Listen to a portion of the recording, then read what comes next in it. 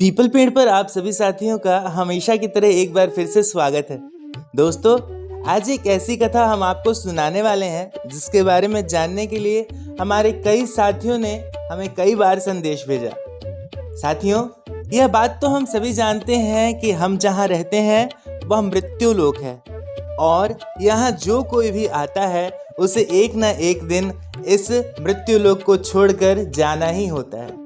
अब चाहे वो भगवान ही क्यों ना हो, वह भी इस भूलोक पर आए हैं तो इसे छोड़कर उन्हें एक न एक दिन जाना ही पड़ा है। लोगों के मन में भी ऐसे कई सारे सवाल आते हैं, जैसे कि भगवान कृष्ण इस भूलोक को छोड़कर कैसे गए, या फिर राधा रानी की मृत्यु कैसे हुई। तो आज हम आपको जो कथा सुनाने जा रहे हैं उससे हम जानेंगे राधा रानी की मृत्यु से जुड़े कुछ रहस्य। तो विलंब किस बात की, चलिए शुरू करते हैं कहानियों का यह सिलसिला। लेकिन उससे पहले आपसे निवेदन है कि अगर आप इस चैनल पर नए हैं या पुराने हैं और अगर आपने अब तक इस चैनल को सब्सक्राइब नहीं किया तो यह काम तुरंत कर लें, ताकि भगवान कृष्ण की कृपा आप पर यूं ही बरसती रहे। कथा की शुरुआत करते हैं राधा रानी के जन्म से। कई वेद या पुराणों में इस बात का जिक्र मिलता है कि राधा रानी जन्म से अंधी थीं, लेकिन ऐसा नहीं है। ब्रह्मवैवर्त पुराण के मुताबिक राधा रानी का जन्म जब एक कमल पुष्प पर हुआ, यानी कि राधा रानी जब एक कमल पुष्प पर अवतरित हुई तब उन्होंने अपने आंखें ही नहीं खोली। वह जिद पर अड़ी रहीं कि वो आंख खोलेंगी तब सबसे पहले कृष्ण को ही देखेंगी, और उन्होंने किया भी यही। जब तक भगवान कृष्ण राधा रानी के सामने नहीं आए तब तक उन्होंने अपनी आंखें नहीं खोली। यहीं से शुरू होती है कृष्ण और राधा के प्रेम की कहानी। अब बात करते हैं कृष्ण की। तो कृष्ण के जीवन में उन्हें सर्वाधिक मात्र दो ही चीजें प्रिय थीं, एक तो उनकी बांसुरी और दूसरी राधा रानी। माना जाता है कि कृष्ण की बांसुरी से तब तक मधुर स्वर नहीं निकलते थे जब तक श्री राधा रानी बांसुरी को अपने होठों से ना लगा ले। लेकिन यह प्रेम कामयाब नहीं रहा।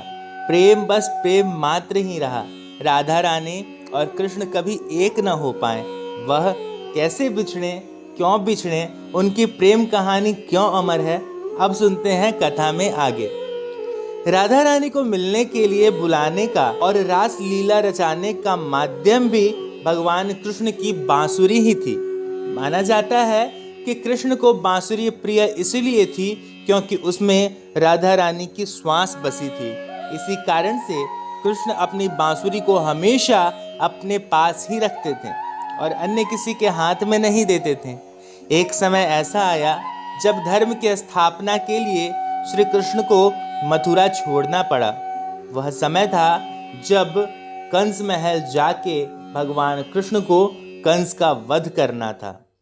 तो दूसरी तरफ राधा रानी कृष्ण के विरह में प्रतिदिन उनकी पूजा करते हुए समय बिताने लगी। एक तरफ भगवान कृष्ण पांडवों की मदद कर रहे थे, कंस का संहार कर रहे थे, धर्म की स्थापना कर रहे थे, तो दूसरी तरफ राधा रानी के पिता वृषभानु ने उनकी विवाह की योजना बना ली थी और राधा रानी का विवाह किसी अन्य यादव से करा दिया गया। श्री कृष्ण का विवाह भी दूसरी तरफ देवी रुक्मिणी से हो चुका था। श्री कृष्ण द्वारका नगरी में रहने लगे थे। कई हजार वर्ष बीते चले गए। दोनों एक दूसरे के प्रेम विरह में तपते रहते थे। ऐसा कहते हैं कि कई बार अपनी दासियों और पटरानियों के बीच बैठे बैठे कृष्ण राधा नाम जपने लगते थे, जिससे कृष्ण की रानियां, पटरानियां और दासियां काफी निराश भी होती थीं। अब राधा रानी ने अपने सभी सांसारिक कर्तव्यों का निर्वाह कर लिया था और श्री कृष्ण भी धर्म की स्थापना कर चुके थे। तब श्री राधा रानी कृष्ण से मिलने आखिरकार द्वारका पहुंच जाती हैं, जहां उन्होंने कृष्ण के साथ उनके समस्त परिवार से भेंट किया। राधा रानी कुछ समय द्वारका ही रुकती हैं, मगर बाद में कृष्ण भक्ति और कृष्ण के प्रेम में और डूबने के लिए वह वहां से जाने का निर्णय लेती है। पास के ही वन में राधा रानी अपना स्थान बना चुकी थी। वह नित्य वहीं रहने लगी और कृष्ण का नाम जपने लगी। उन्हें तो बस प्रतीक्षा थी कि कब एक बार वापस से कृष्ण उनके हृदय में प्रवेश करेंगे। आखिरकार वह समय भी आया। कृष्ण ने राधा रानी को पुनः दर्शन दिए। श्री कृष्ण जब राधा रानी से मिले तब वह राधा रानी की पीड़ा उनकी आंखों को देखते ही समझ गए, और साथ ही यह भी कि राधा रानी उन्हें दोबारा देखकर कितना प्रसन्न है। उन्होंने राधा रानी से वरदान मांगने को कहा तो राधा रानी ने बस यह इच्छा जताई कि वह आखिरी बार कृष्ण की बांसुरी की धुन सुनना चाहती है। कृष्ण बांसुरी बजाना शुरू करते हैं, धुन सुनाना शुरू करते हैं, और वह तब तक नहीं रुकते जब तक राधा रानी अंतर ध्यान होकर कृष्ण में ही विलीन न हो जाती है। कृष्ण की बांसुरी की धुन सुनते सुनते राधा रानी ने अपना सांसारिक शरीर त्याग दिया और गोलोक में वापस से जा पहुंची। ऐसा कहते हैं कि यहीं से द्वापर की प्रेम लीला का आरंभ हुआ था, और वापस राधा रानी यहाँ जाकर कृष्ण का एक बार और इंतजार करने लगती हैं। माना जाता है कि जब राधा रानी सांसारिकता से दूर अपने दैवीय रूप में गोलोक धाम में स्थित हुई, तब कृष्ण ने उस स्थान पर अपनी बांसुरी तोड़ दी, 2 टुकड़े कर दिए और उसे फेंक दिया।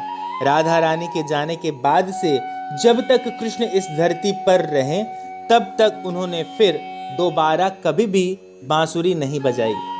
दोस्तों, तो यह थी राधा रानी के इस मृत्यु लोक से अंतर्ध्यान होने की कहानी से लेकर अगर कोई संशय आपके मन में चल रहा है तो उसे कमेंट बॉक्स में लिखें। कथा अगर आपको अच्छी लगी हो तो इसे अपने दोस्तों, परिवार और मित्रों के साथ साझा करें। हाँ, अगर आप इस नेक कार्य में हमारी किसी भी तरह से मदद करना चाहते हो तो स्क्रीन पर दिए गए नंबर पर अपनी आर्थिक सहायता आप हम तक भेज सकते हैं। अगले वीडियो तक के लिए हमारे सभी साथियों को हरे कृष्णा।